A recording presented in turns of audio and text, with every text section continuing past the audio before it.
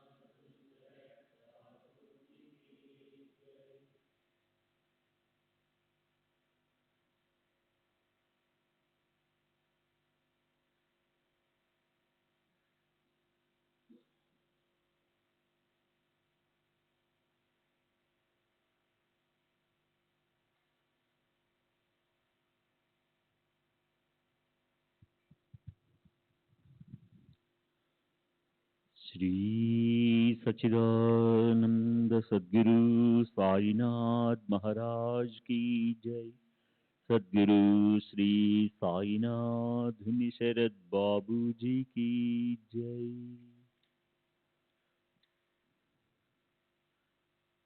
శ్రీ సాయినాథాయ నమః.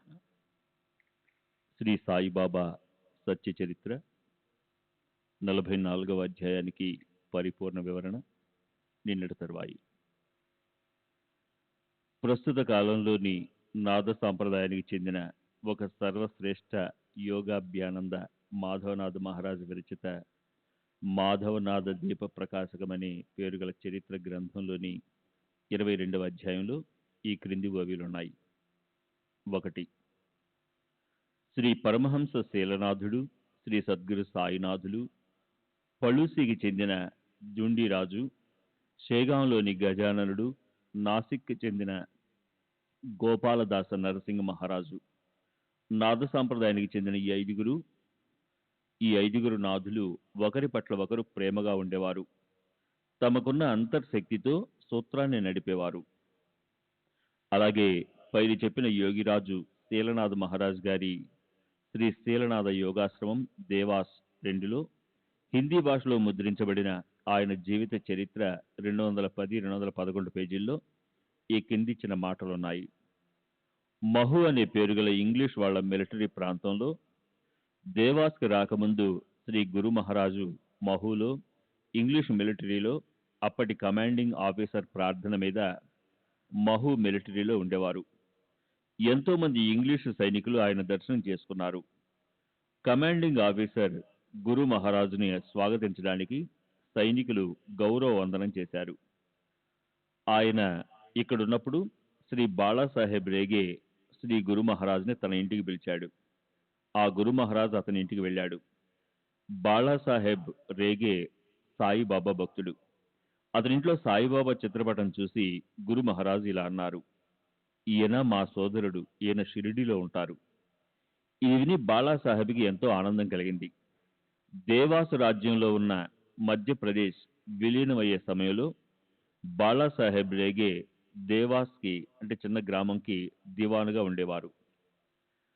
19వ శతాబ్దపు చివరిలో 20వ శతాబ్దపు మొదట్లో శ్రీ సంత రామమారుతి మహారాజ్ అనే పేరు గల ఒక నాద సాంప్రదాయానికి చెందిన లోకోత్తర పురుషుడు ఠాణే, కళ్యాణ్, భివండి పరిసరాల్లో ఉండేవాడు. అతను సాయిబాబాకి సమకాలీనుడు. ఈ గొప్ప మహాత్ముడి స్మరణ కోసం దాదర్, ఠాణే, కళ్యాణ్లోని వీధులకి ఆయన పేరు పెట్టి ఆయన స్మృతిని భావికులకు అజరామరం చేసి పెట్టారు. రామమారుతి మహారాజు సాయిబాబాని పూజ్య గురువుగా భావించేవాడు. అంతేకాదు పదే పదే శ్రీ సద్గురు బాలముకుంద స్వామి నా గురువు అన్న మాట నిజమే. కానీ నాద సాంప్రదాయంలోని ఆది గురువు శ్రీ సాయినాథులే. ఆయన మాకు ఆదినాథుల స్థానంలో ఉన్నారు అనేవారు. క్రీస్తు శకం 1910వ సంవత్సరంలో రామమారుతి మహారాజు షిర్డీలో సాయిబాబా దర్శనానికి వచ్చాడు. అప్పుడు సాయిబాబా ఆనందం ఆకాశపుటంచులు తాకింది. భక్తులతో ఆయన మొదటే అన్నారు, అరే రేపు నాకు బంగారు అక్షరాలతో వ్రాసుకోవాల్సిన రోజురా, రేపు నాకు దీపావళి, నా సోదరుడు నన్ను కలవటానికి వస్తున్నాడు. రామమారుతి ఇతర భక్తులు షిరిడీ వచ్చినప్పుడు బాబాకి మధ్యాహ్న హారతి అవుతుంది. ఎన్నడూ లేని విధంగా బాబా ఆ హారతిని ఆపేశారు. బాబా రామమారుతిని గట్టిగా కౌగిలించుకుని తమ అర్ధాసనంలో కూర్చోబెట్టుకున్నారు. అప్పుడే హారతిని తిరిగి ప్రారంభించమని భక్తులతో చెప్పారు. దీనివల్ల బాబాకి నాద సాంప్రదాయంలోని వారితో అత్యంత గాఢ సంబంధం ఉన్నట్లు కనిపిస్తుంది. పరమపూజ్య స్వామి రామ్ బాబా అదే సమయంలో అంటే 1989 సంవత్సరంలో మహాశివరాత్రి రోజున ముంబైలో తమ 126వ ఏట నిర్వాణం అయ్యారు. ఆయన శ్రీ సాయి సచ్చరిత్రలోని 23వ అధ్యాయంలో వర్ణించినట్లు ఒక యోగాభ్యాసి. అతను 1914 సంవత్సరంలో సాయిబాబాను కలిశాడు. అతను కూడా శ్రీ సాయిబాబా నాద సాంప్రదాయానికి చెందినవారే అంటాడు. ఆయన నాకు పైన ఇవ్వబడ్డ శ్రీ శీలనాథ మహారాజ్ జీవిత చరిత్రలోని హిందీ పారాగ్రాఫ్ని చదివి వినిపించాడు. స్వామి రామ్ బాబాలకి శ్రీ శీలనాథ మహారాజుతో ఎన్నో సంవత్సరాల ప్రగాఢ సంబంధం ఉంది. స్వామి రామ్ బాబా ఏమంటారంటే, నాద సాంప్రదాయానికి చెందిన వారు కొన్ని సంవత్సరాల పాటు సమాజ వ్యవస్థలోకి వెళ్తారు. అప్పుడు ఒక నాదుడు వెళ్ళిపోయి మరో నాదుడు ఆ శరీరంలోకి ప్రవేశిస్తాడు. సాయిబాబా విషయంలో క్రీస్తు శకం 1886వ సంవత్సరంలో సుమారు 48 సంవత్సరాల వయసులో 3 రోజుల సమాధిని తీసుకున్న కార్యంలోనూ, ఆ తరువాత చివరి దేహావసానం వరకు 32 సంవత్సరాల కాలంలోని కార్యంలోనూ ఎంతో తేడా కనిపిస్తుంది.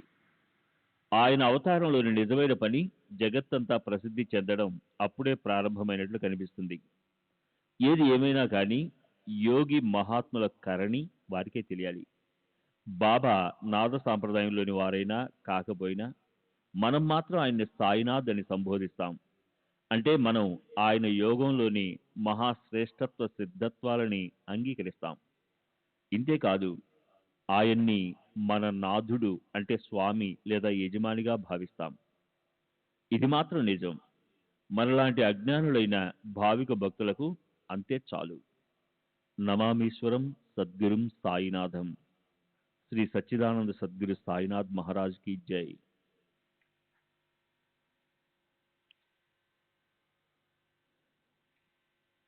45వ అధ్యాయం శ్రీ గురు చరణ మహిమ.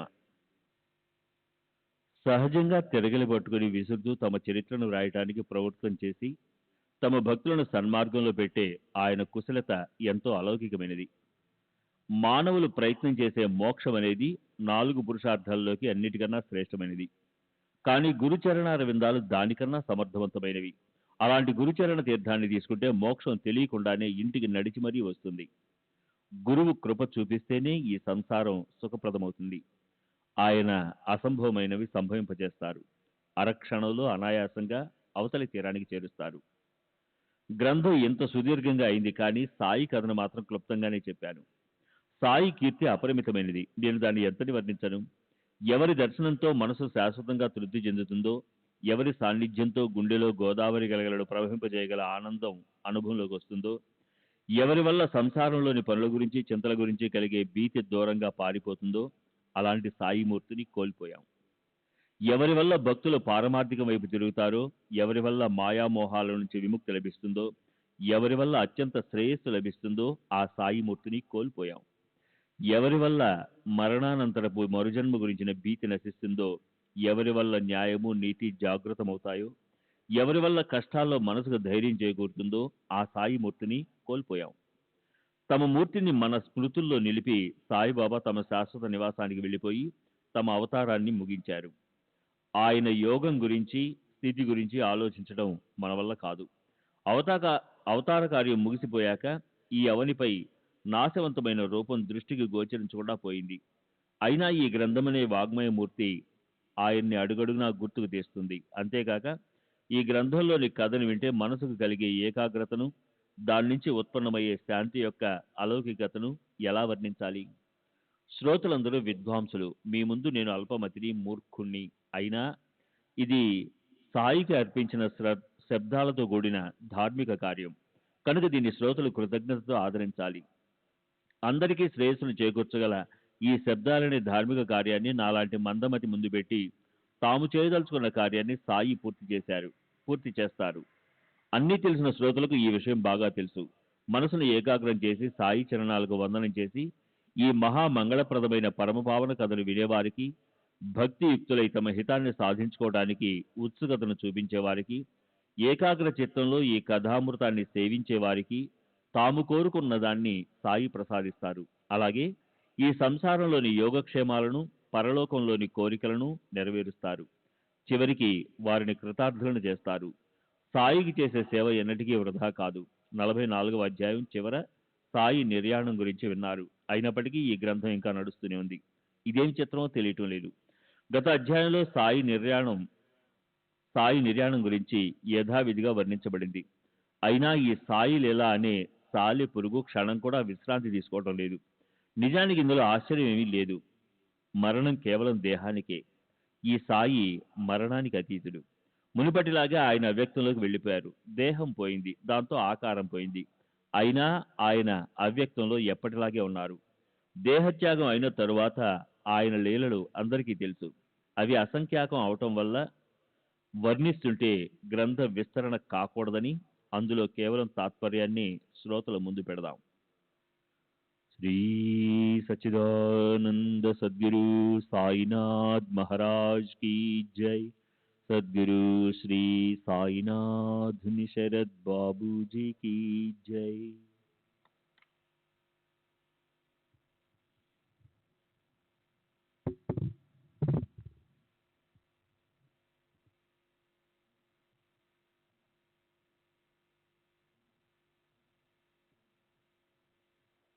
మన అదృష్టం ధన్యం. బాబా షిరిడీలో అవతరించినప్పుడే మనకు ఆయన సత్సంగతి సహజంగా మళ్ళీ మళ్ళీ లభించింది. అలా అయి ఉన్నప్పటికీ మనకు సంసారం నుంచి నివృత్తి ప్రాప్తించలేదు. దేవుడిపై ప్రేమ పెరగలేదు. దీనికన్నా అతం పతనం ఏముంటుంది? 10 ఇంద్రియాలు సాయి భక్తిని కలిగి ఉండటమే అదే ఆయన భజన చేసే పద్ధతి. లేకపోతే కళ్ళతో సాయిమూర్తిని చూస్తుంటే మాట్లాడేందుకు నోరు పెగలదు. చెవులతో సాయి కీర్తన వింటుంటే నాలుక మామిడి రసపు మాధుర్యాన్ని రుచి చూడటంలో నిమగ్నమై ఉండటము. సాయి చరణాలను స్పృశిస్తున్నప్పుడు మృదువైన పరుపు స్పర్శను వదలటాన్ని సహించలేకపోవటం జరగటం సరికాదు. సాయి నుంచి ఒక్క క్షణమైనా వేరుగా ఉండేవారు సాయి భక్తులు కాగలరా? అలాగే సంసారం నుంచి విరక్తి కలగని వారిని సాయి చరణాల్లో అనుసుక్తులైనారని అనగలమా? ఒక తన భర్త తప్ప రెండో వారెవరైనా దారిలో ఎదురైతే వారిని మామ, బావగారు, సోదరులుగా భావించి ప్రతివత స్త్రీ వారికి నమస్కరించడానికి తయారుగా ఉంటుంది. ఆమె మనస్సు మారదు. తన ఇంటిని ఆమె ఎన్నటికీ వదలదు. తన భర్త మీద ఆమెకు అపారమైన ప్రేమ ఉంటుంది. పరపురుషుణ్ణి తన భర్తగా అనుకొని అతని వైపు చూడాలన్న భావనను ఆమె ఎన్నడూ తన మనసులోకి రానీదు. ఆమెకు తన భర్త ఒక్కడే భర్త. ఇతరులెవరూ అతనితో సరిరారు. అతని పట్ల ఆమెకు ఏకనిష్టతో ఉండే ప్రేమ ఉంటుంది. శిష్యుడికి కూడా తన గురువు పట్ల అలాంటి ప్రేమే ఉంటుంది. శిష్యుడి ప్రేమని ప్రతివతకు తన భర్త పైన ఉండే ప్రేమతో పోలుస్తారు. కానీ శిష్యుడికి గురువు పట్ల ఉండే ప్రేమకు పరిమితులై ఉండవు. ఆ ప్రేమ యొక్క గొప్పతనము ఉత్తమ శిష్యుడికే తెలుస్తుంది. సరే, సంసారంలోనే సహాయం చేయని వారు పారమార్థికంలో ఎలా సహాయం చేస్తారు? బియ్యంకుడు కానీ, అల్లుడు కానీ, భార్య కానీ ఎవరిని నమ్మకూడదు. తల్లిదండ్రులు మమకారంతో మాయని కలిగిస్తారు. అధికారం ఉన్న కొడుకులు డబ్బు మీద లక్ష్యం పెట్టుకొని ఉంటే భార్య తన సౌభాగ్యం నిలవాలని చింతిస్తూ ఉంటుంది. కానీ పారమార్థికంలో తోడొచ్చేవారు ఎవరూ ఉండరు. అయితే మరి ఎవరు మిగులుతారు?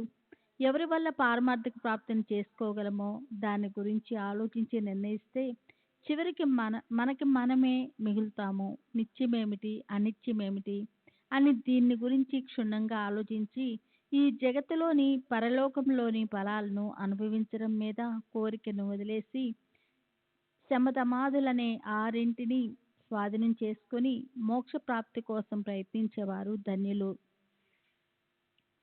శమం అంటే మనో నిగ్రహం, ధమము అంటే ఇంద్రియ దమనం, ఉపరతి అంటే విషయభోగాల పట్ల అరుచి, తితిక్ష అంటే ఏ ఉపాయము చేయకుండా చెడుగా భావించకుండా దుఃఖాన్ని సహించటము, శ్రద్ధ అంటే గురువు లేదా శాస్త్రాల పట్ల విశ్వాసం, సమాధానం అంటే దేవుడు ఎలా ఉంచితే అందులోనే తృప్తిగా ఉంటూ చిత్తైకాగ్రతను సాధించటం, ఇతరులపై ఆశను పెట్టుకోకుండా దృఢమైన ఆత్మవిశ్వాసం పెట్టుకొని తామంతట తామే సిద్ధమైన వారే పారమార్థాన్ని సాధించగలరు.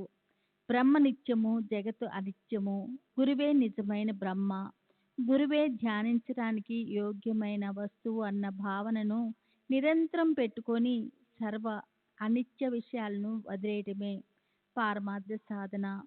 అనిత్య విషయాలను వదిలేయటం వల్లే సంసారంలో వైరాగ్యం ఉత్పన్నమవుతుంది. సద్గురువు బ్రహ్మ చైతన్యంతో పరిపూర్ణమైనట్లు భాషిస్తారు. అన్ని జీవుల్లోనూ ఈశ్వరుడే ఉన్నట్లు విశ్వాసం కలుగుతుంది. దాన్నే అభేద భజన అంటారు. భీతితోనూ లేదా ప్రేమతోనూ ఆయన్ని సదా ధ్యానించేవారు కంసుడు, రావణుడు, పురుగు వరుసగా కృష్ణుడు, రాముడు భ్రమరాలుగా అయిపోయినట్లు అవుతారు. అలా ధ్యానం చేసే వస్తువునే ధ్యేయము అయిపోతుంది. ధ్యానం చేసేటప్పుడు అనిత్యత్వము కావాలి. మోక్ష ప్రాప్తి కోసం ధ్యానం లాంటి మరో సాధన లేనే లేదు. ఈ ధ్యానాన్ని తామంతట తామే అభ్యసించే వారికి ముక్తి వెంటనే లభిస్తుంది. అప్పుడు జనన మరణాలనేవి ఎక్కడుంటాయి? అక్కడ జీవభావం అనే చిహ్నము విస్మరించబడుతుంది. ప్రపంచ స్పృహ అస్తమిస్తుంది. ఆత్మవైపు లక్ష్యం పెట్టడం వల్ల సుఖము ప్రాప్తిస్తుంది. కనుక మన గురునామాన్ని జపించటం వల్ల పరమానందం కలుగుతుంది. జీవుల్లో భగవంతుని దర్శనం అవుతుంది. నామ మహిమ కన్నా గొప్ప ఏమిటి? ఎవరి నామానికి అలాంటి మహత్వం ఉందో వారికి నేను సద్భావంతో నమస్కరిస్తాను. వారికి నేను కాయ, వాచ, మనస శరణు వెళ్తాను. ఈ అర్థాన్ని స్పష్టం చేసి చూపించగల ఒక కథను నేను శ్రోతలకు ఇప్పుడు చెప్తాను. దాన్ని మీరు మీ హితం కోసం ఏకాగ్రత చిత్తంతో వినండి. కీర్తిశేషులు కాకాసాబ్ దీక్షిత్తు సాయి సమర్థుల ఆజ్ఞతో నిత్యనియమంగా ఏకనాథ్ భాగవతం చదువుతుండేవాడు.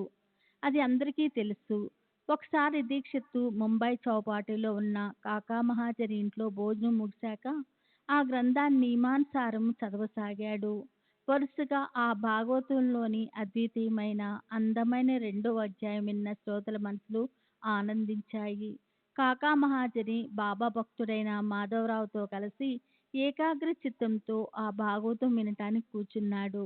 అదృష్టపాశ్చాత్తు ఆ కథ కూడా ఎంతో మధురంగా ఉంది. శ్రోతల కోరిక తీరి భగవద్భక్తి మీద ప్రేమ పెరిగేంత మంచి కథ అది.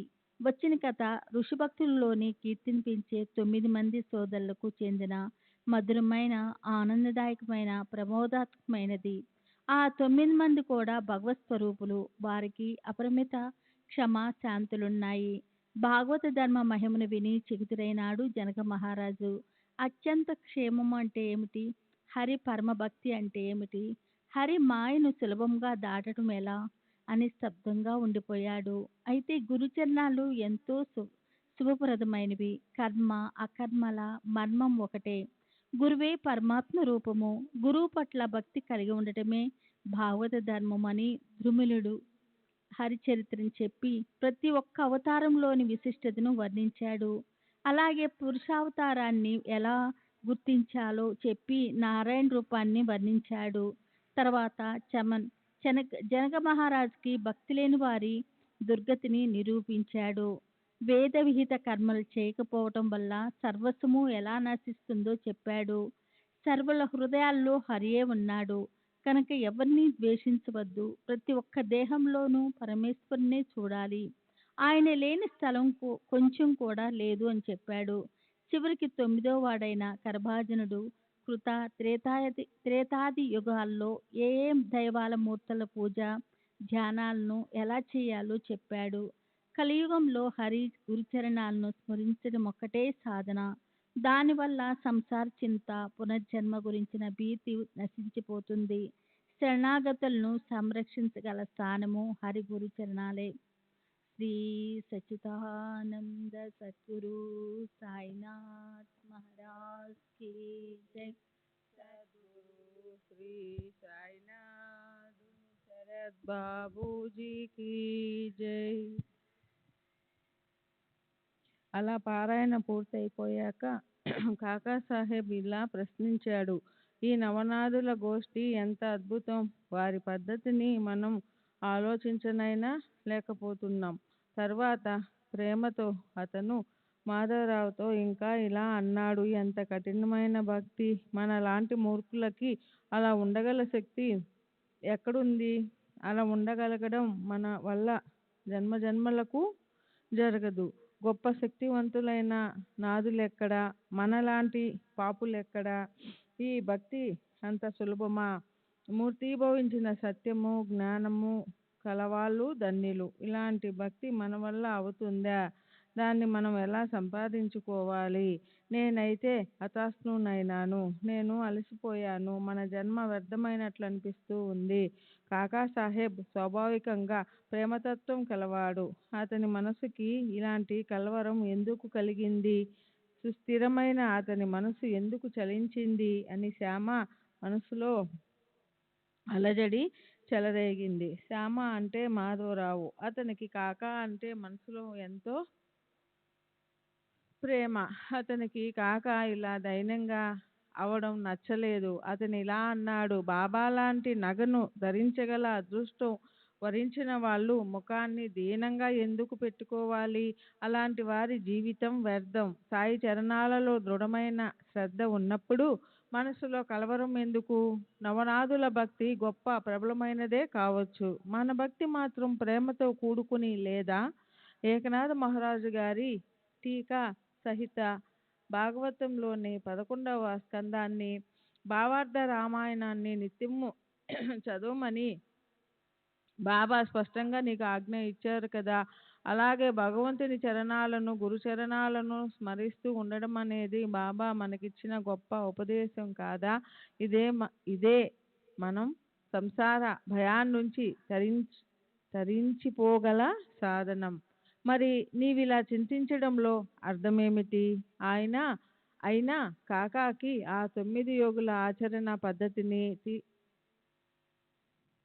తీక్షమైన కత్తిపై సాములాంటి వారిని నియమాలని మనం కొంచెమైనా సాధించగలమా అన్న చింతే పట్టుకునింది. అతని మనసుకి చాలా వ్యాకులత కలిగింది. నవయోగుల భక్తే ఎంతో శ్రేష్టమైనది. మనకది ఏ ఉపాయంతో ప్రకటమవుతుంది? అలా అయితేనే దేవుడు నిజంగా మనకి లభిస్తాడు. కాకాకి అలాంటి దుర్భర వేదన కలిగింది. కూర్చున్నా, నిల్చున్నా, పడుకున్నా ఈ విచారమే అతని మనసుని పట్టి పీడించింది. ఆ మర్నాడు ఒక చిత్రం జరిగింది. శ్రోతలు దాన్ని వివరంగా వినండి. ఆ అనుభవం ఎంత అద్భుతంగా ఉందో చూడండి. ప్రొద్దున్నే ఆనందరావు, అతని ఇంటి పేరు పాకడే, అతను మాధవరావుని వెతుక్కుంటూ వచ్చాడు. అది కూడా సరిగ్గా భాగవతం చదివే సమయానికే మాధవరావుతో తనకొచ్చిన విచిత్రమైన కళ గురించి చెప్పాడు. ఓ పక్క పారాయణ నడుస్తుంది, మరో పక్క వారిద్దరు ఒకరితో ఒకరు గుసగుసగా మాట్లాడుకుంటున్నారు. దానివల్ల శ్రోత వక్తల ఏకాగ్రత భంగమైంది. ఆనందరావు మనసు చలించింది. అతను మాధవరావుకి స్వప్నం గురించి చెప్పసాగాడు. అలా వాళ్ళిద్దరూ గుసగుసలాడుకుంటూ ఉంటే పారాయణ ఒక క్షణం పాటు ఆగిపోయింది. అప్పుడు కాకాసాహెబ్ వాళ్ళని ఇలా అడిగాడు, ఏమిటి విశేషం? వీరిద్దరూ ఎంతో ఆనందంగా ఉన్నారు. మాకు కూడా అదేమిటో చెప్పకూడదా? దానికి మాధవరావు ఇలా అన్నాడు, మీకు నిన్నే ఓ సందేహం కలిగింది కదా, ఇప్పటికిప్పుడు దానికి సమాధానం వచ్చింది. చూడండి, సంసార సాగరాన్ని తరింపజేసే భక్తి లక్షణం చూడండి. పాకడే కలలో బాబా అతనికి ఎలా దర్శనమిచ్చాడో వినండి. మీ సందేహం పటాపంచలైపోతుంది. గురు చరణాలకు నమస్కరించడం ఆ పాటి భక్తి చాలని నీకు తెలుస్తుంది. అప్పుడు ఆ స్వప్నం వినాలని అందరికీ ఎంతో ఉత్సాహం కలిగింది, ముఖ్యంగా కాకాసాహెబ్కి. ఎందుకంటే సందేహం కూడా మొదట అతనికే కదా కలిగింది. అందరి కోరికను చూసి ఆనందరావు తన కళ గురించి చెప్పసాగాడు. చక్కని శ్రద్ధతో కూడిన మనసున్న శ్రోతలకు కూడా అది ఆశ్చర్యాన్ని కలిగిస్తుంది. ఒక మహాసముద్రంలో నడుంలోతు నీళ్ళల్లో నేను నిలబడి ఉన్నాను. అక్కడ అనుకోకుండా కళ్ళెదుట శ్రీ సాయి సమర్థులు కనిపించారు. రత్న ఖచిత సింహాసనం ఉందక్కడ. దాని మీద సాయి సమర్థులు విరాజమానులై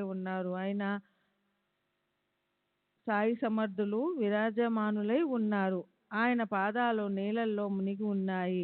అలాంటి ఆయన రూపాన్ని నేను చూశాను. అలాంటి బాబా మనోహర రూపాన్ని చూసి నా మనసుకెంతో తృప్తి కలిగింది.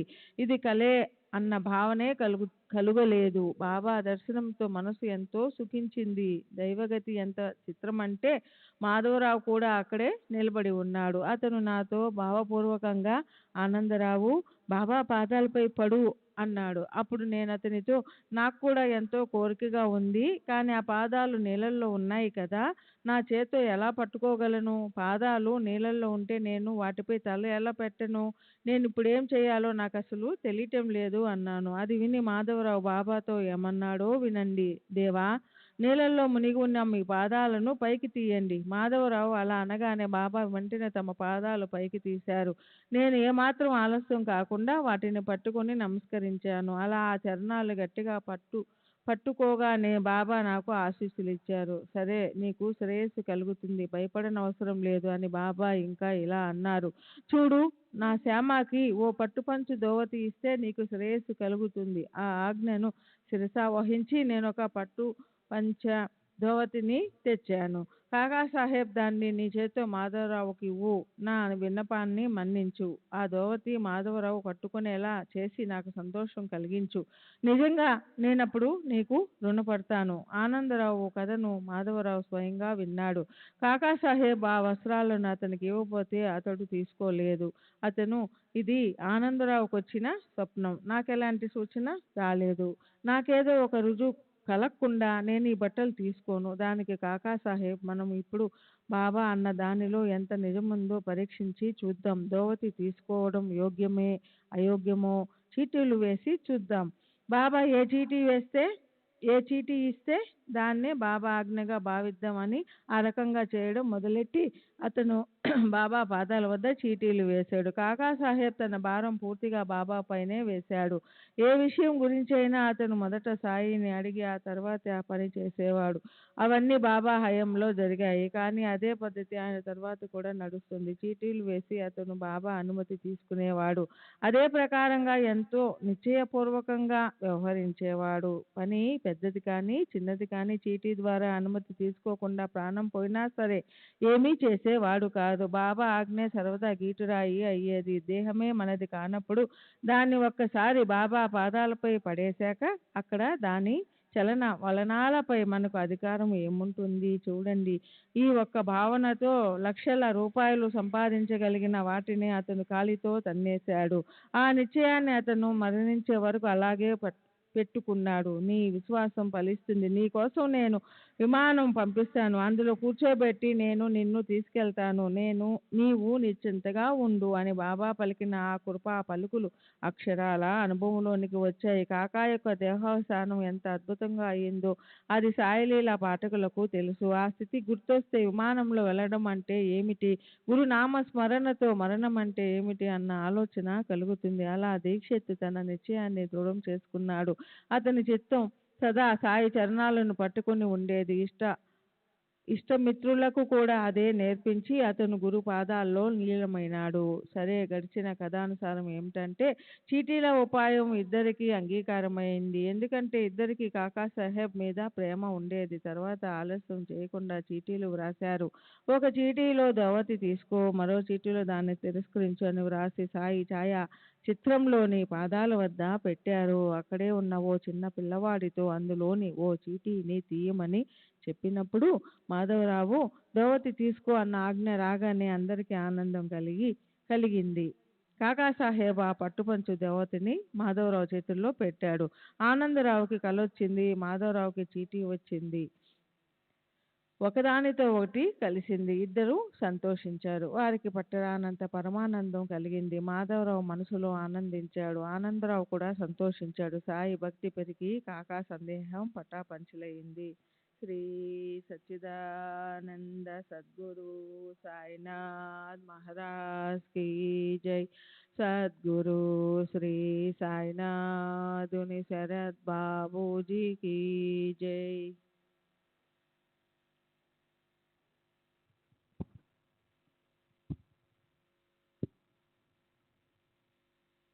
ఈ కథకి సారం ఎవరి విషయం వాళ్ళే ఆలోచించుకోవాలి. లేకపోతే గురు చరణాల్లో శిరస్సు పెట్టి గురువు నోటి నుండి వెలువడే శబ్దాలపై ధ్యాస పెట్టాలి. మన అవస్థ, మనం ఈ జగత్తులో చేయవలసిన పని లేదా మన మనస్సులో చెలరేగే ఆలోచనలు ఇవి మన గురువుకు ఎంతో వివరంగా తెలుసు. మనను ఎలా ఉద్ధరించాలో అది కూడా ఆయనకే తెలుసు. రోగాన్ని అనుసరించే పరీక్ష, అలాగే మందు అనుపానాలను సద్గురువు శిష్యునికి సంసారం అనే రోగ నివారణకు ఇస్తారు. గురువు స్వయంగా ఏమి ఆచరిస్తారో దాన్ని మనం అనుకరించకూడదు. మన కోసం ఆయన నోటి నుంచి ఏ మాటలు జాలువారుతాయో ఆ ప్రకారంగానే నడుచుకోవాలి. ఆమె మాటల మీదే శ్రద్ధ పెట్టి వాటిని నిత్యము చింతన చేయాలి. ఆ మాటలే మనకు ఉద్ధరణకు కారణమవుతాయి. వాటిని సదా గుర్తుపెట్టుకోవాలి. గురువు ఏ గ్రంథం పారాయణ చెప్తారో అదే ఆయన మాటలకు స్పష్టీకరణ. మనం మాత్రం గురూపదేశాన్ని గుర్తుపెట్టుకోవాలి. అదే మనకు వేదవాక్యం లేదా ప్రమాణమని తెలుసుకోవాలి. ఏ మహాత్ముల మాటలనైనా సరే చెవులతో వినాలి. వాటిని అనాదరం చేయకూడదు. కానీ మనని విచారపూర్వకంగా పోషించే మన తల్లి మరొకరు చేయగలరా? ఆమెకు తన పిల్లల గురించి తల్లికుండే నిజమైన ప్రేమ, కరుణ ఉంటుంది. పిల్లలకు ఆమె ఆనందాన్ని గురించి ఆలోచన ఉండదు. పిల్లలు అడిగిన ముద్దును ఆమె తీరుస్తుంది. ఈ సృష్టిలో మహాత్ములను అంచనా వేయలేం. కానీ మన తండ్రే. సాయిబాబా నోటి నుంచి వచ్చిన కారుణ్య రసామృతాన్ని వర్షించే మాటలు మన హృదయం అనే కాగితం మీద వ్రాసి పెట్టుకోవాలి.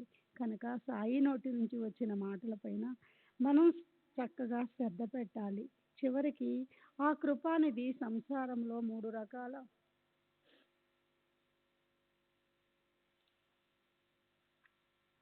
దుఃఖాలను దూరం చేస్తారు. ఆయన ఉపాయం ఆయనకే తెలుస్తుంది. మనం సహజంగా సంభవించే ఆయన అద్భుత లీలలను ప్రేమ నింపుకున్న కళ్ళతో చూడాలి. ఇతరులు చెప్పినదంతా వినాలి అంతే. కానీ మన ధ్యేయాన్ని మాత్రం వదలకూడదు. గురు వచనాలను విస్మరించకూడదు. అందులోనే మనకు పరమ శ్రేయస్సు ఉంటుంది. అదే మనల్ని సంసారం గురించి, పూర్వజన్మల గురించి ఉన్న భీతిని పోగొడుతుంది. అందులోనే మనకు అన్ని గ్రంథ పారాయణాలు ఉన్నాయి. మన జప తప అనుష్ఠానాలన్నీ అవే. సూర్యుని ముందు అంధకారం ఎక్కడుంటుంది?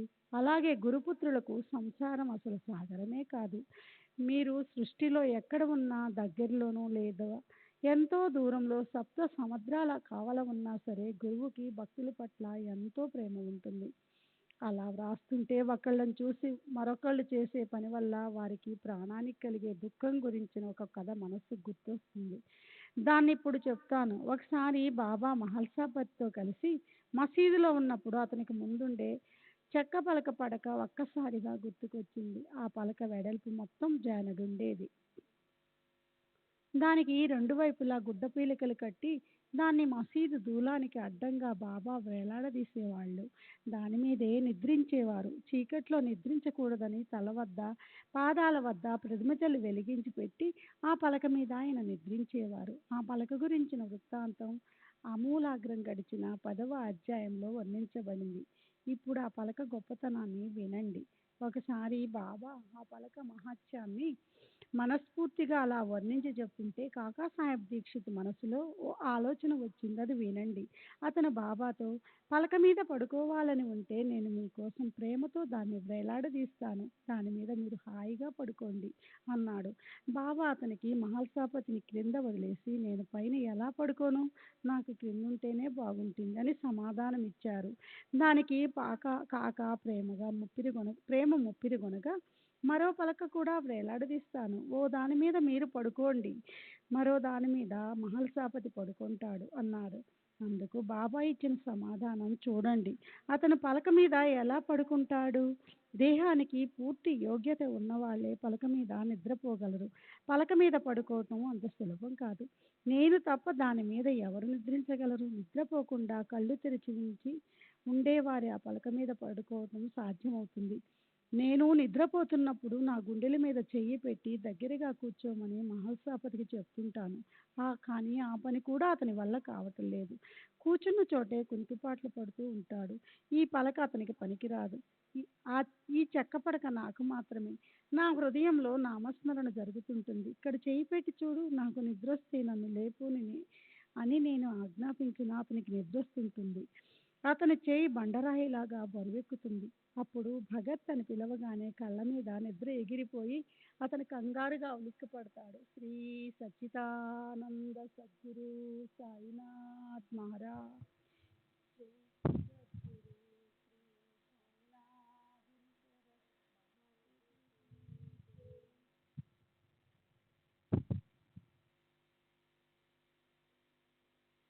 భూమి మీద కూర్చోవటమే రానివారు, ఆసనమే స్థిరంగా ఉండని వారు నిద్రాదేవి వరించగానే ఓ రాయిలా జడంగా నిశ్చలంగా అయ్యేవారు ఎత్తు మీద ఎలా నిద్రిస్తారు అని అంటూ బాబా సందర్భానుసారము భక్తులపై ప్రేమ వల్ల అదే పనిగా ఇలా అంటుండేవారు.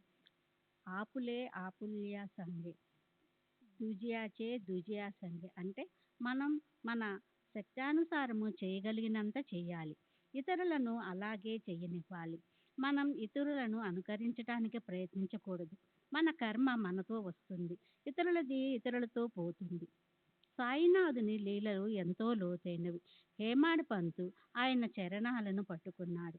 ఆయన కూడా కృప చూపించి ఆశీర్వచనమిచ్చి అతన్ని తమ చింతనలో అఖండంగా పెట్టారు. సర్వులకు శుభమస్తు. ఈ ప్రకారంగా సత్పురుషులు సజ్జనులు ప్రేరణ కలిగించిన భక్త హేమాడ్ పంతు రచించిన శ్రీ సాయి సమర్థ సచ్చరిత్రలోని గురుచరణ మహిమ అనే పేరు గల 45వ అధ్యాయం ముగిసింది. శ్రీ సద్గురు సాయినాథార్పణమస్తు. 45వ అధ్యాయానికి పరిపూర్ణ వివరణ. సాయిబాబా హయాంలో షిరిడీలో ప్రతి విషయములోనూ బాబాని సలహా అడగటము, ఆ విధంగా వ్యవహరించటము అనే అలవాటు ఎంతో మంది భక్తులకు ఉండేది. బాబా దేహత్యాగం చేసిన తర్వాత ఆ అవకాశం పోయిందని కాకాసాహెబ్ దీక్షిత్ లాంటి భక్తులు బాబా ఛాయాచిత్రం ముందు చీటీలు వేసి ఆయన సలహా తీసుకోవటం మొదలెట్టారు. ఆ పద్ధతి ఎంతో ప్రాచుర్యం చెందింది.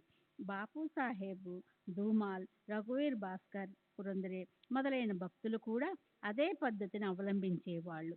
చెన్నైకి చెందిన పరమ పూజ్య నరసింహస్వామి 1930-40 సంవత్సరాలలో ఇంగ్లీష్లో సాయిబాబా చరిత్రను ఇంకా ఎన్నో పరిశోధనాపరమైన పుస్తకాలను వ్రాశారు. దక్షిణ భారతంలో బాబా ప్రచారం విస్తృతంగా చేశారు.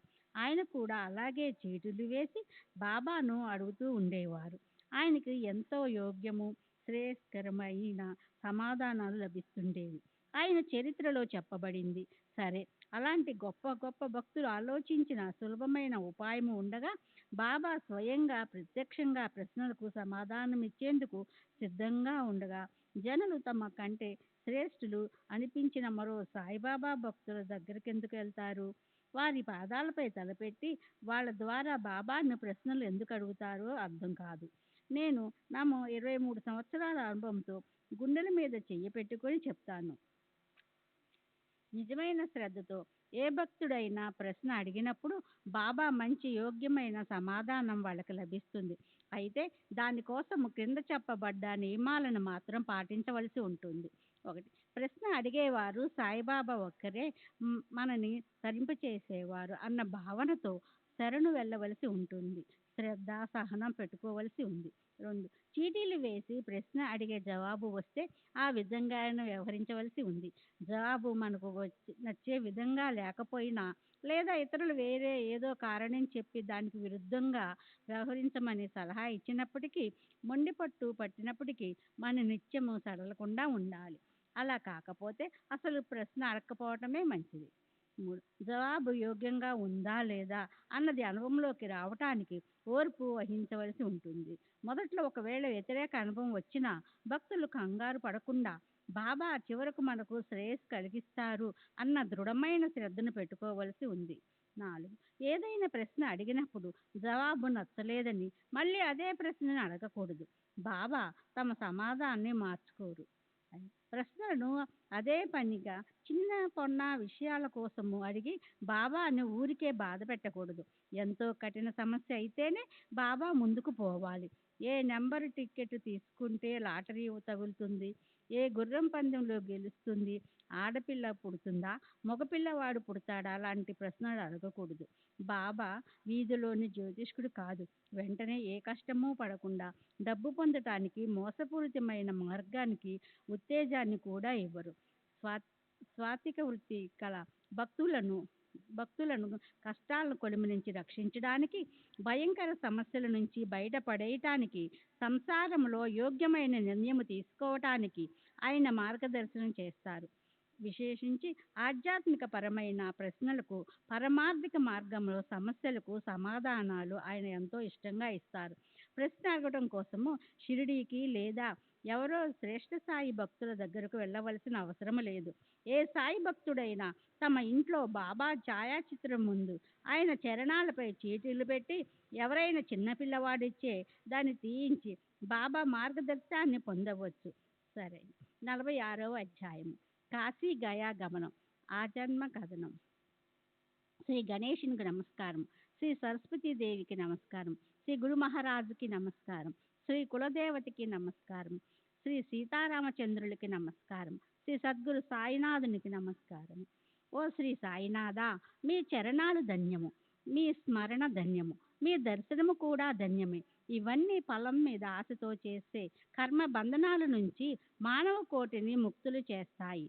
మీ స్వరూపము ఇప్పుడు ఒకవేళ అదృశ్యమైనప్పటికీ శ్రద్ధగా ప్రేమపూర్వకమైన భక్తిని మనసారా చేస్తే సమాధిలోని మీ రూపము జాగృతమవుతుంది. భక్తులకు ఆ అనుభవం ఇప్పటికీ కలుగుతోంది. మీరు ఎంత సూక్ష్మమైన దారాన్ని పట్టుకుంటారంటే చూద్దామన్నా దాన్ని ఎవరికీ కనిపించనియ్యరు. కానీ దేశంలో ఉన్నా లేక పరదేశంలో ఉన్నా ఎక్కడున్నప్పటికీ మీ భక్తులని లాగి రప్పించుకుంటారు. ఆ తరహాలో రప్పించి వాళ్ళని మీ చరణార విందాల దగ్గర ఉంచుకొని ప్రేమతో మీ హృదయానికి అత్తుకుంటారు. తల్లి తన బిడ్డను సంరక్షించినట్లు వారిని మీరు సహజంగా సంభాళిస్తారు. అలా మీరు సూత్రాలను కదిలిస్తున్నా మీరు ఎక్కడుంటారో మాత్రం ఎవ్వరికీ తెలియదు. కానీ దానికి కలిగిన ఆ పరిణామాన్ని చూస్తే భక్తుల వెనకే మీరున్నట్లు మనసు కనిపిస్తుంది. జ్ఞానులు, పండితులు, తెలివైన వారు అభిమానం వల్ల సంసారం అనే సుడిగుండంలో చిక్కుకుపోయి ఉంటారు. కానీ అమాయకులను, అజ్ఞానులను మీరు మీ శక్తితో మనసారా వ్యవహరింపచేస్తారు. లోపల నుంచి ఆ ఆటంతా ఆడిస్తారు. మీరు ఏమీ చేయనట్లు కనిపిస్తారు. అన్నీ చేసి కూడా ఏమీ చేయనట్లు కనిపిస్తారు. నిజంగా మీ చరిత్ర ఎవ్వరికీ అర్థం కాదు. అందువల్ల మనం మన శరీరాన్ని, వాక్కును, మనసుని ఆయన పాదాలకు అర్పిద్దాం. నోటితో ఆయన నామాన్ని నిరంతరం స్మరిద్దాం. అలా చేస్తే పాపాలు ప్రక్షాళనమవుతాయి. కోరికలున్న వారి కోరికలు తీరుస్తారు. ఏ రకమైన కోరికలు పెట్టుకోలేని వారికి మీ శాశ్వత సుఖస్థానాన్ని ప్రాప్తింపచేస్తారు. మీ నామము మీ మీ నామం అలా సుకరమైంది. భక్తులకు అది ఎంతో సులభమైన ఉపాయం. అందువల్ల పాపాలు నశిస్తాయి. రజోగుణము, తమోగుణము ఖచ్చితంగా పలాయనం చిత్తగిస్తాయి. క్రమంగా సత్వగుణం సంక్రమిస్తుంది. దానివల్ల ధార్మిక గుణాలు పోగవుతాయి. శ్రీ సచ్చిదానంద సద్గురు సాయినాథ్ మహారాజ్ కీ జై. సద్గురు శ్రీ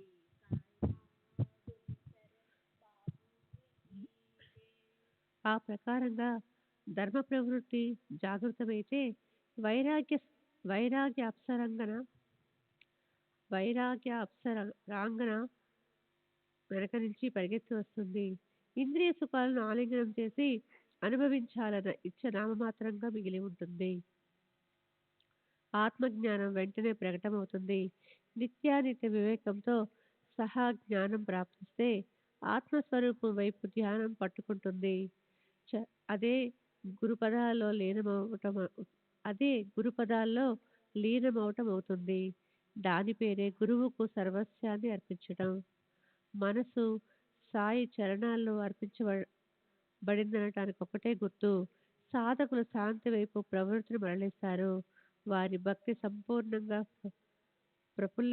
ప్రఫుల్లితమవుతుంది. సప్రేమ ఉన్న గురుభక్తినే ధర్మం అంటారు.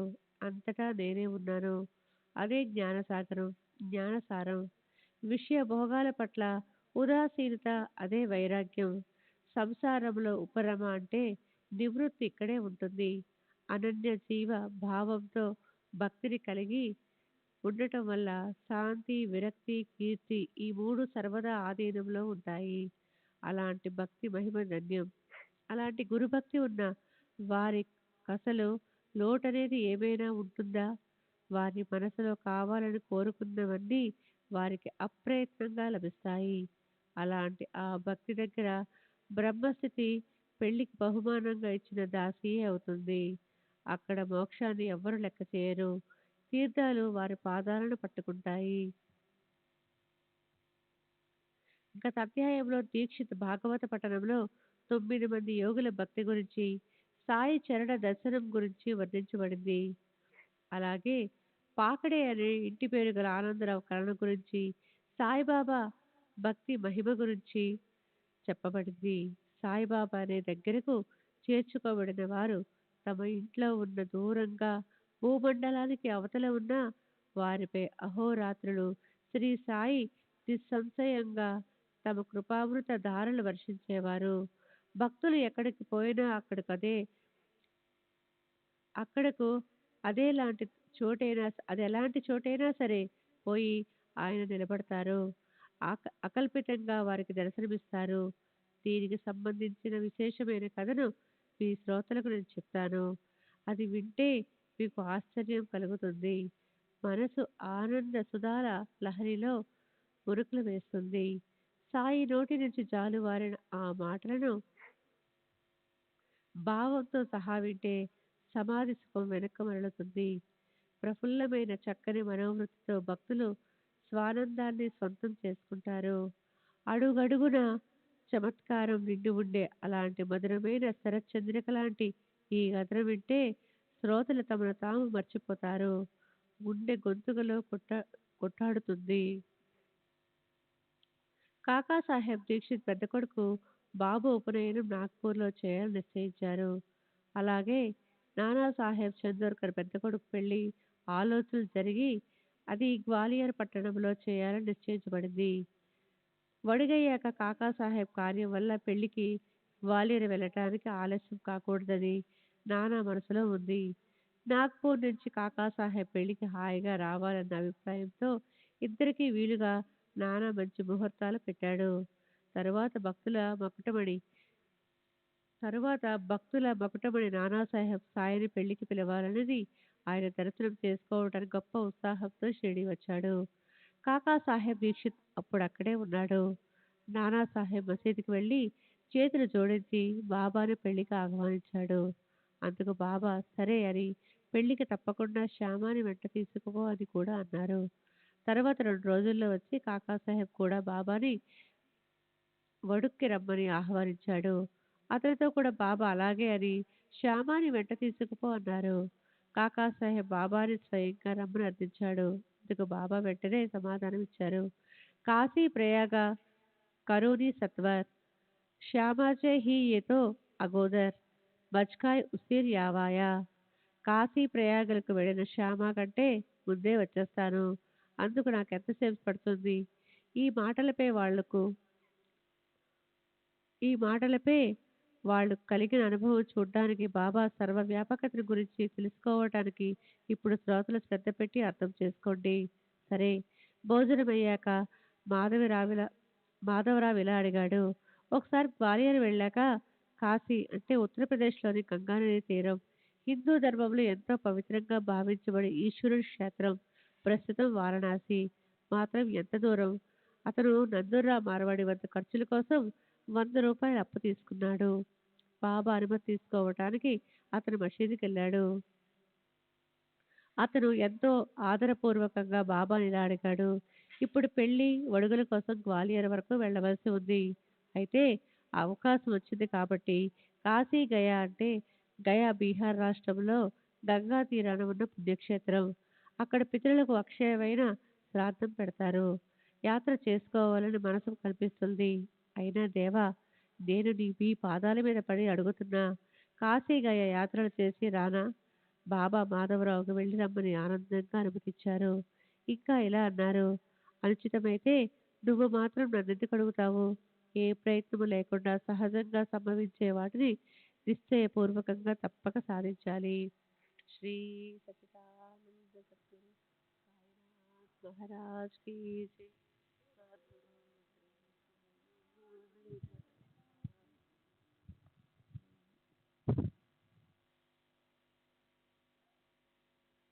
సరే, అలా అనుమతి లభించింది. మాధవరావు గుర్రబండి చేసుకుని కోపర్గాం దారి పట్టాడు. దారిలో అప్పాకోతే కలిశాడు. తన మనవరాల్ని తీసుకురావడానికి అతను చాందవాడ వెళుతున్నాడు. కాశీయాత్ర మాట విని అతను బండిలోంచి దూకాడు. కాశీయాత్ర ప్రయాణానికి కావలసిన డబ్బు జేబులో లేకపోయినప్పటికీ మాధవరావు లాంటి ఆత్మీయుణ్ణి వదులుకోవాలని అనిపించలేదు. ఇంతలో మాధవరావు అతనికి ధైర్యం చెప్పాడు. ఇక అప్పాకోతేకి ఆలోచన వచ్చేసే ముందు వచ్చిన అవకాశాన్ని ఉపయోగించుకోవడానికి అతను వెంటనే బండిలో కూర్చున్నాడు. అప్పా పాటేలు ధనవంతుడే. అయితే దారిలో ఉన్నాడు కనుక దగ్గర డబ్బు లేదు. అందుకని కాశీ వెళ్ళడం తప్పుపోతుందన్న గొప్ప చింత కలిగింది అతనికి. ఎవరైనా పుణ్యకర్మ చేస్తానంటే మనం కూడా వారితో పాటు పుణ్యకర్మ చెయ్యాలి. మాధవరావు లాంటి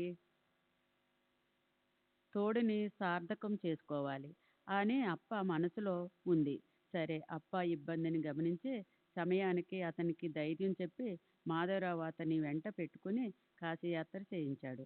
తరువాత వాళ్ళిద్దరూ నాగపూర్లో ఒడుగు వేడుకకు వెళ్ళారు. అక్కడ కాకాసాహెబ్ మాధవరావుకి ఖర్చుల కోసం 200 రూపాయలు ఇచ్చాడు. అక్కడి నుంచి వాళ్ళు గ్వాలియర్లో జరిగే పెళ్లి వేడుకలకి వెళ్ళారు. ఆ సందర్భంలో నానాసాహెబ్ మాధవరావుకి 100 రూపాయలు ఇచ్చాడు. నానాసాహెబ్ వియ్యంకుడు కొడుకు మామ శ్రీమంత్ జటారు, అతను కూడా 100 రూపాయలు ఇచ్చాడు. ఆ ప్రకారంగా నానా గురుబంధు వద్ద, మాధవరావు వద్ద ప్రేమపూర్వకంగా వీరంతా ఇచ్చిన డబ్బు పోగయింది. కాశీ మంగళఘాటు వద్ద బంగారు రేకుల్లో రేకుల్లో పొదిగిన అందమైన లక్ష్మీనారాయణ మందిరం ఉంది. దానిని జటారు యజమాని. అయోధ్యలో ఉన్న అందమైన శ్రీరామ మందిరాన్ని కూడా జటారే యజమాని. అతను 2 పుణ్యస్థలాల్లో ఆదర సంస్కారాల ఏర్పాట్లు బాధ్యతను అక్కడున్న తన గుమస్తా మీద పెట్టాడు. మాధవరావు, అప్పాకోతే గాల్వేరి నుంచి మధురికి వెళ్ళారు. వెంట పళాసప్ప, ఈనాముదారు, ఓరిజో, నానాసాహెబు తోడల్లుడు, మరదలి భర్త, బీనీవాలలో నానాసాహెబు అల్లుడు, అందరికన్నా చిన్న కూతురు ద్వారకాబాయి భర్త పెండాడకర్ కూడా ఉన్నారు. వాళ్ళు ముగ్గురు అక్కడి నుంచి వెనక్కి తిరిగి వచ్చేశారు.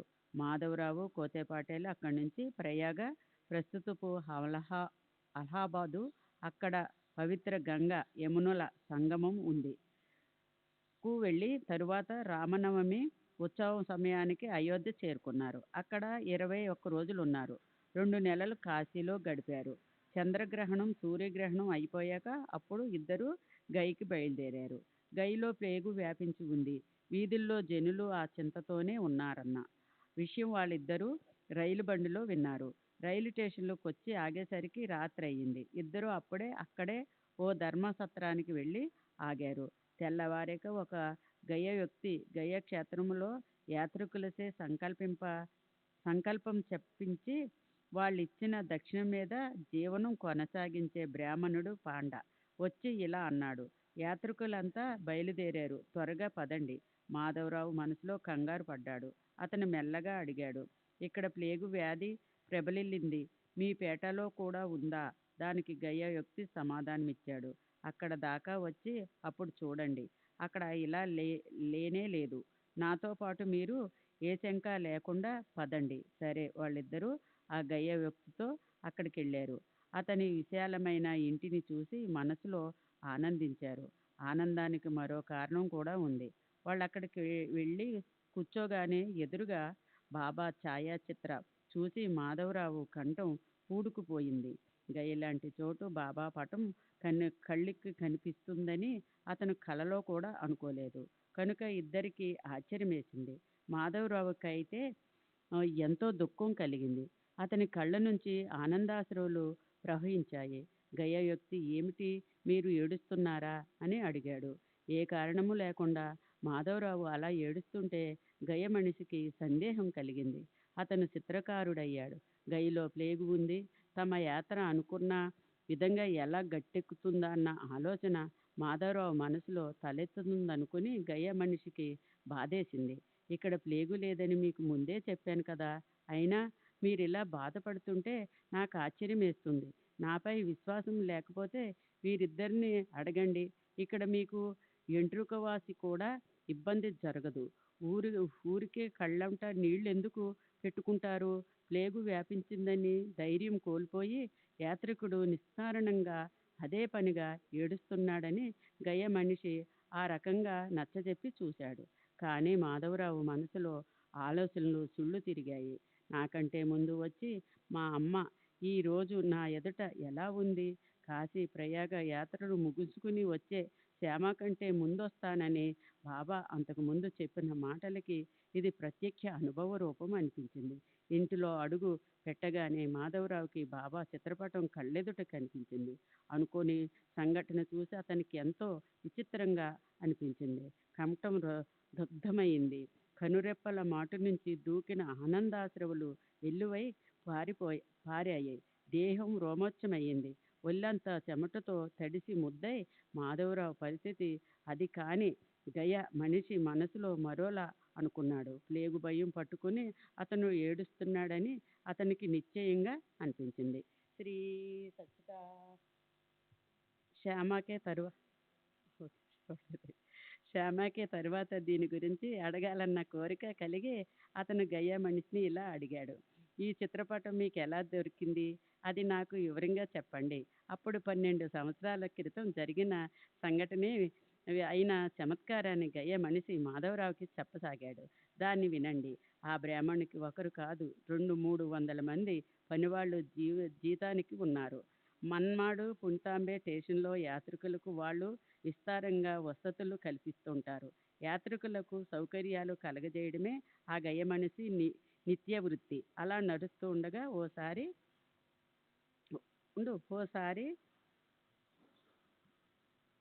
చేసుకున్నాడు పాదాలకి నిత్యవృత్తి అలా నడుస్తుండగా ఒకసారి గయ్య మనిషి షిరిడి వెళ్ళాడు. సాయి సమర్థులు గొప్ప మహత్యములన్న విషయాన్ని అతను విన్నాడు. ఆయన దర్శనంతో తరించాలని నిశ్చయించుకున్నాడు. సాయిబాబా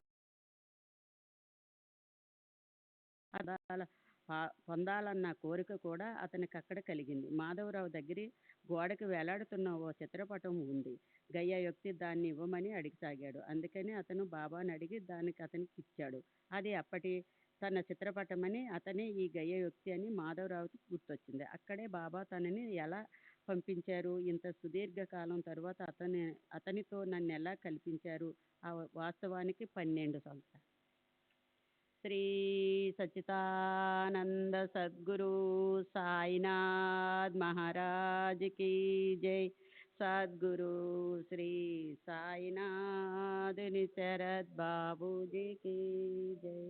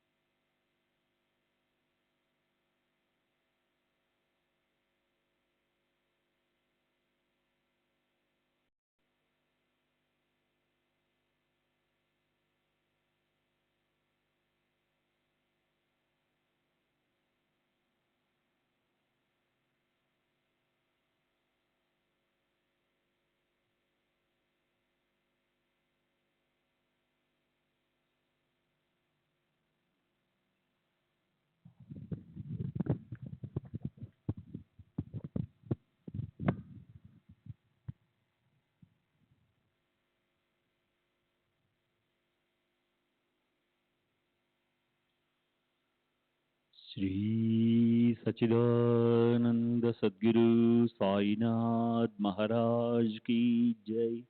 सद्गुरु श्री साईनाथ निशरद बाबू जी की जय.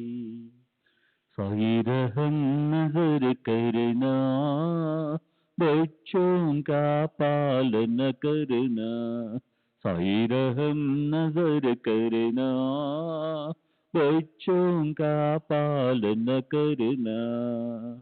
जाना तुमने जगत पसार, सब ही झूठ जमाना. जाना तुमने जगत पसार, सब ही झूठ जमाना.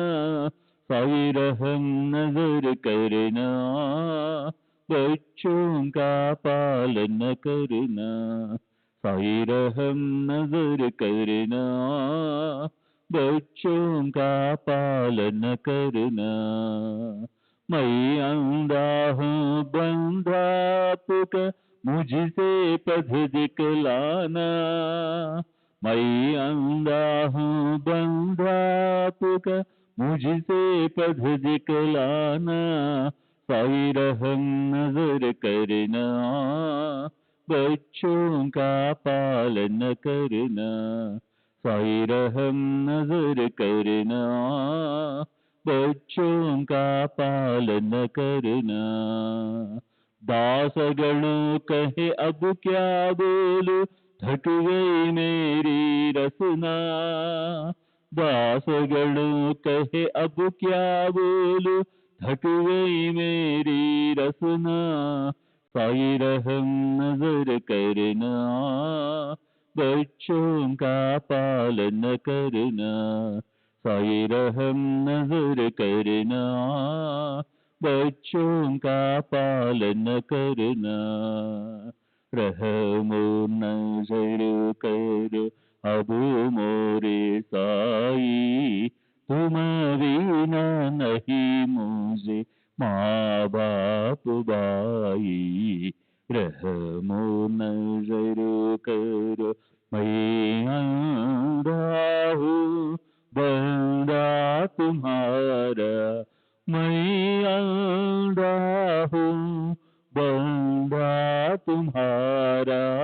मैं ना जानू, मैं ना जानू, मैं ना जानू अल्लाह इलाही। रहमो नजर करो, रहमो नजर करो अब मोरे साई, तुम बिना नहीं मुझे माँ बाप भाई। रहमो नजर करो काली जमाना मैंने गमाया, काली जमाना मैंने गमाया। साथी आखिर का, साथी आखिर का, साथी आखिर का तुम बिना कोई। रहमो नजर करो, रहमो नजर करो अब मोरे साई, तुम बिना नहीं मुझे माँ बाप भाई। रहमो नजर करो अपने मस्जिद का झाड़ू गणो है, अपने मस्जिद का झाड़ू गणो है। मालिक हमारे, मालिक हमारे, मालिक हमारे तुम बाबा साई। रहमो नजर करो, रहमो नजर करो अब मोरे साई, तुम बिना नहीं मुझे माँ बाप भाई। रहमो नजर करो। श्री सच्चिदानंद सद्गुरु साईनाथ महाराज की जय। सद्गुरु श्री साईनाथ निशरद बाबू जी की जय।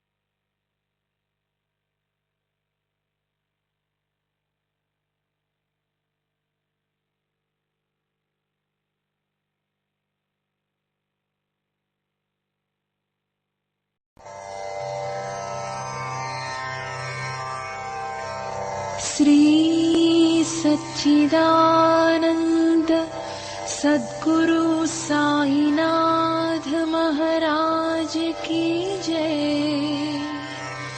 सद्गुरु श्री साईनाथुनि शरद बाबू जी की जय।